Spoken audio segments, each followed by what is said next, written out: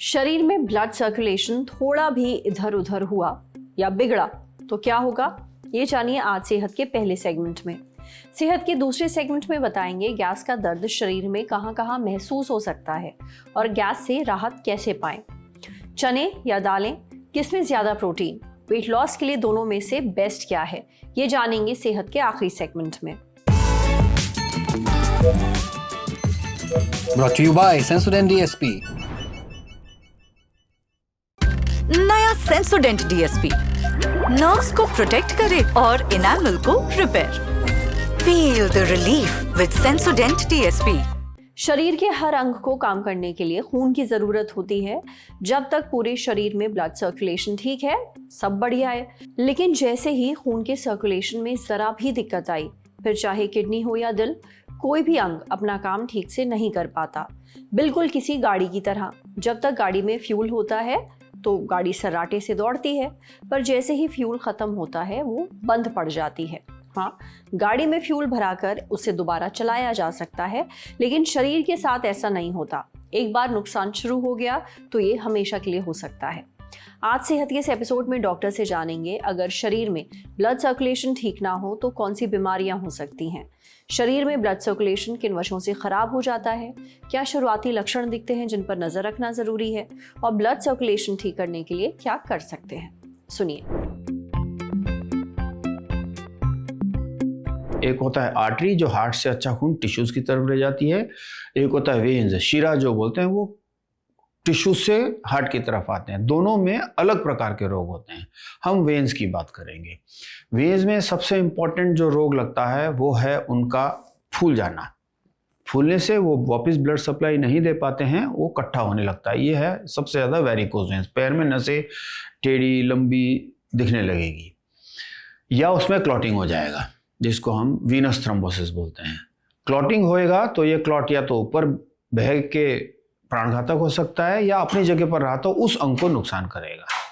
अब हम बात कर देंगे धमनी, जो प्रेशर के साथ टिश्यूज में ब्लड ले जाते हैं। इनका रोग अलग लेवल का होता है।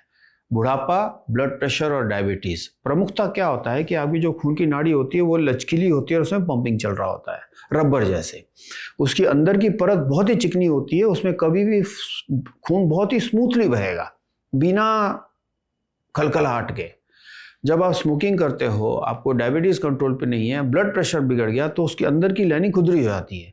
अब ये ब्लड वहां पे अटकेगा, जितना अटकेगा उतने क्लॉटिंग होएंगे और उस ऑर्गन को वो खत्म करेगा। मैं फिर से कहूँगा, जिस ऑर्गन पे सप्लाई कम हुई, आंख में गया तो अंधापन, ब्रेन में गया तो लकवा, हार्ट में गया तो हार्ट अटैक, आंतों में गया तो आंतों का फैलना, किडनी की सप्लाई बंद हो गई तो किडनी फेलियर और हाथ पैर का नुकसान। ये होता है अगर आपकी आर्टेरियल सप्लाई बंद हो गई। Smoking, diabetes, blood pressure, time पे पानी नहीं पीना और कम चलना, ये सब मेजर कारण है वेन्स में और आर्टरीज में रोग पैदा करने के। दोनों बहुत खराब हैं।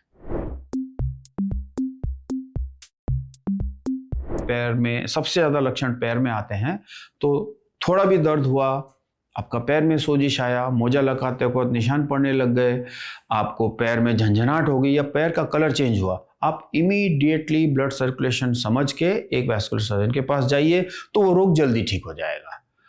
लेट करेंगे तो पैर का भी नुकसान होगा और जान का भी नुकसान होगा। So the most important thing is, इसको होने ही मत दो। तो सबसे प्रमुख बात, इसको बिगड़ने ही मत दो। ये कैसे होगा? अपना शुगर कंट्रोल कीजिए, अपना ब्लड प्रेशर कंट्रोल कीजिए, अपनी व्यायाम वॉकिंग कंटिन्यूसली रखिएगा, बॉडी को टाइमली हाइड्रेट कीजिएगा, और स्वस्थ आहार। स्वस्थ आहार क्या कहता है? कोई भी चीज डब्बे से नहीं खाएंगे, कोई भी चीज डीप फ्राइड, उससे पेट नहीं भरेंगे, और जितनी कच्ची चीजें खा सको आप, वेजिटेबल्स और फ्रूट्स, वो आपके लिए बेटर होएगा। So most important is prevention.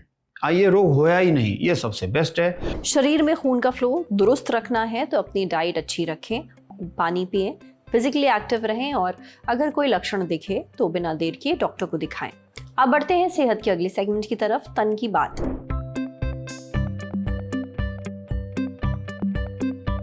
पेट में गैस बनना एक बहुत ही कॉमन प्रॉब्लम है। जब ऐसा होता है तब पेट, फूला हुआ लगता है, भारी लगता है, मरोड़ उठती है, चुभन जैसा दर्द भी हो सकता है। लेकिन गैस का दर्द सिर्फ पेट तक सीमित नहीं रहता, कभी कभी दिल तक महसूस होता है, जिसे लोग हार्ट अटैक तक समझ लेते हैं। गैस का दर्द शरीर के किन किन हिस्सों में महसूस हो सकता है और इससे राहत कैसे पाएं, ये हमने पूछा पारस हेल्थ पंचकुला में गैस्ट्रोएंटेरोलॉजी डिपार्टमेंट के कंसल्टेंट डॉक्टर आकाश गंडोत्रा से। डॉक्टर आकाश कहते हैं कि जब खाने में मौजूद कार्बोहाइड्रेट पूरी तरह नहीं पचते और बिना पचे ही आंतों तक पहुंच जाते हैं, तब वहां मौजूद बैक्टीरिया इन्हें तोड़ते हैं, जिससे गैस बनती है। कभी कभी छोटी आंत में ज़रूरत से ज़्यादा बैक्टीरिया बढ़ जाते हैं।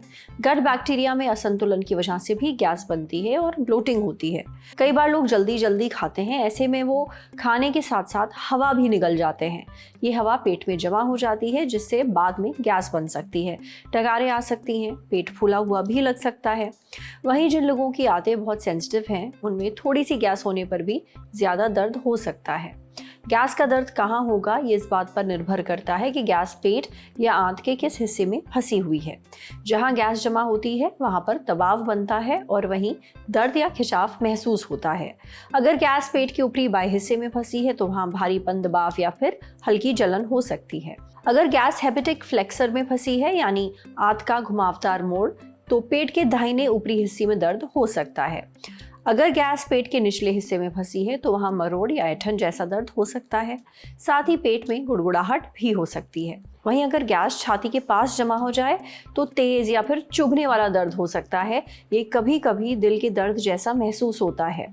लेकिन अगर दर्द बहुत तेज हो, सीने में जकड़न या कसाव लगे, पसीने आए, सांस फूलने लगे, दर्द बढ़कर बाएं हाथ, जबड़े या गर्दन तक पहुंच जाए, तो इसे सिर्फ गैस समझकर नज़रअंदाज ना करें, तुरंत डॉक्टर से मिलें।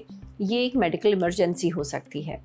गैस से राहत पाने के लिए आप अजवाइन या सौंफ का पानी पी सकते हैं, अदरक की चाय भी पी सकते हैं। साथ ही हल्का खाना खाइए, टाइम पर खाना खाइए। खाने के बाद थोड़ी देर टहलिए ज़रूर। डॉक्टर की सलाह पर दवा भी ले सकते हैं, जैसे कि सिमेटिकोन और एक्टिवेटेड चारकोल वगैरह। समझे। अब बारी है सेहत के आखिरी सेगमेंट की, खुराक यानी झक्कासी हेल्थ टिप। दालें और चने वेजिटेरियंस के लिए ये प्रोटीन का बहुत अच्छा सोर्स हैं। लेकिन अगर इनमें से किसी एक को चुनना हो तो वो क्या होगा? चने और दालों में से किस में ज़्यादा प्रोटीन होता है? हाजमे के लिए दोनों में से क्या बेहतर है? वेट लॉस में क्या ज़्यादा मददगार है? ये सारे सवाल हमने पूछे वेदांता गुरुग्राम में गैस्ट्रोएंटेरोलॉजी डिपार्टमेंट के सीनियर डायरेक्टर डॉक्टर पवन रावल से। डॉक्टर पवन कहते हैं कि दालें और चने दोनों ही प्रोटीन के अच्छे सोर्स हैं। एक कटोरी पके हुए चनों में लगभग 13 से 15 ग्राम प्रोटीन होता है। वहीं मूंग, मसूर और अरहर की दाल 10 से 15 ग्राम प्रोटीन देती हैं। उड़द की दाल से आपको करीब 15 से 18 ग्राम प्रोटीन मिल सकता है। यानी दालों और चनों में प्रोटीन की मात्रा लगभग बराबर ही होती है, बस पकाने के तरीके और गाढ़ेपन से थोड़ा फर्क आ सकता है। इसलिए अगर आपको अपने खाने में प्रोटीन बढ़ाना है या मांसपेशियां मजबूत करनी है तो दालें और चने दोनों खाएं। दालों में वैरायटी रखें, रोज़ अलग अलग तरह की दालें बनाएं। अगर पाचन के लिहाज से देखें तो भी दालें ज़्यादा फायदेमंद होती हैं, खासकर ऐसी दालें जो फटी हुई और बगैर छिलके की होती हैं, जैसे मूंग की दाल। यह हाजमे के लिए बहुत अच्छी मानी जाती है। यही वजह है कि बीमार पड़ने पर मरीज को मूंग की दाल दी जाती है, क्योंकि इसे पचाना आसान है। जिन लोगों को अक्सर ब्लोटिंग होती है या बहुत गैस बनती है, उन्हें मूंग की दाल खानी चाहिए। वहीं जो लोग चने खाते हैं वो इसे अच्छी तरह भिगोकर और पकाकर ही खाएं, वरना गैस और ब्लोटिंग हो सकती है। जिनका मकसद वजन घटाना है वो दालें भी खा सकते हैं और चने भी। ये पूरी तरह आपकी पसंद और हाजमे पर निर्भर करता है। दालों और चनों में प्रोटीन और फाइबर दोनों होता है। ये दोनों ही पेट को देर तक भरा रखते हैं। इससे भूख जल्दी नहीं लगती। नतीजा, इंसान कम खाता है, ओवर ईटिंग नहीं करता। इससे वेट लॉस में मदद मिलती है। आज सेहत में इतना ही।